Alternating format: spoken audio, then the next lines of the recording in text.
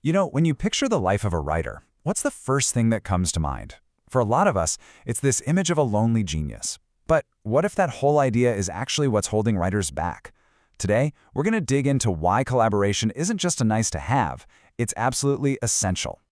So, let's be real. Is this the image in your head? The solitary artist, locked away in some cabin or a dusty attic, just waiting for inspiration to strike? It's a super romantic idea for sure. I mean, we see it all the time in movies and books, right? This trope of the writer as a lone wolf. They're all alone, probably a little tortured, wrestling with their big masterpiece in complete isolation. But here's the thing, that's not just a cliché, it can be a total trap.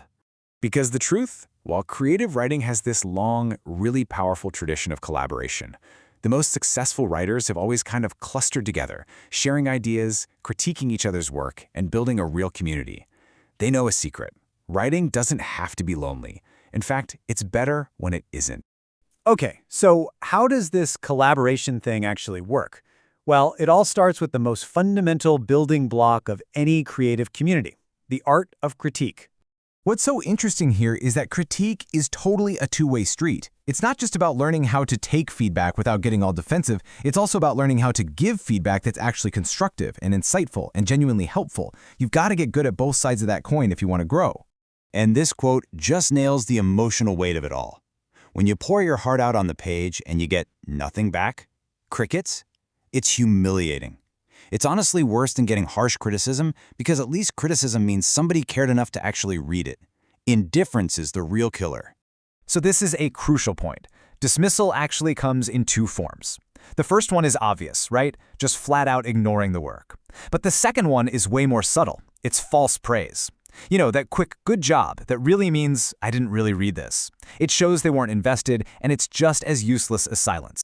So how do you really open yourself up to good feedback? Well, it all comes down to this classic piece of writing advice. You have to be willing to bury your darlings. That means letting go of those sentences or scenes that you're just so in love with. You have to accept that your first draft is never perfect, and that the real magic happens in the revision process. All right, so let's zoom out a bit from the one-on-one critique and look at how this builds into a whole community. Because it's not enough to just give feedback. You have to create a space built on trust and mutual respect. A healthy writing group, one that actually works, runs on some pretty clear rules. You've got to read each other's work as closely as you'd want them to read yours. You have to avoid forming little cliques, or what they call mutual admiration societies, where nobody is ever honest. And maybe the most important thing, the criticism is always about the work on the page, never ever about the person who wrote it. Because ultimately, this is the whole point. A writing circle should never feel like a competition. It's a support system. It's a place where every single person is working toward the exact same goal, helping each other become better artists and tell more powerful stories. Okay, let's zoom out even further. This idea of support goes way beyond your little group of trusted readers. It's really about being an active player in the entire creative ecosystem.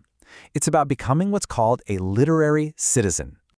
So what in the world is a literary citizen? Simple. It's someone who gets that art doesn't just happen in a vacuum. They actively contribute to the health and the energy of the literary world around them, not just for their own career, but for the good of the whole culture. And you know what? Becoming one is surprisingly easy. Every one of these small things, showing up to a poetry reading, buying a book from a local author, sharing work you love online, connecting with other creators, it's an investment. You're not just a consumer of art, you're actively helping to build the culture you want to be a part of. Because that's the bottom line, isn't it? Culture only thrives when people actually show up for it. Your presence, you just being there, is such a powerful form of support. Going to an author's reading might just give them the motivation they need to keep going. It tells them their work matters. And all of this work, building that critique group, being a good literary citizen, it all leads to the ultimate payoff, a support system that is going to last your entire career. Think about it. The people you meet in your first writing class, the authors you connect with at local events. These aren't just temporary contacts.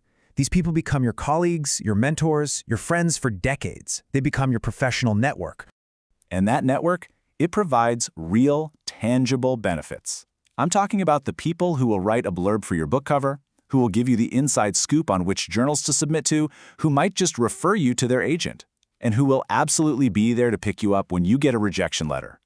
Because at the end of the day, a writing career is a long, long journey. You just can't do it alone. The community you build around you is what will sustain you, celebrate your wins, and lift you up through all the tough times for your entire life. So really, it's not a question of if you need a community. The real question is who will be in yours. The people you choose to connect with today are going to shape your creative journey for years to come. So, who are you going to invite into your circle?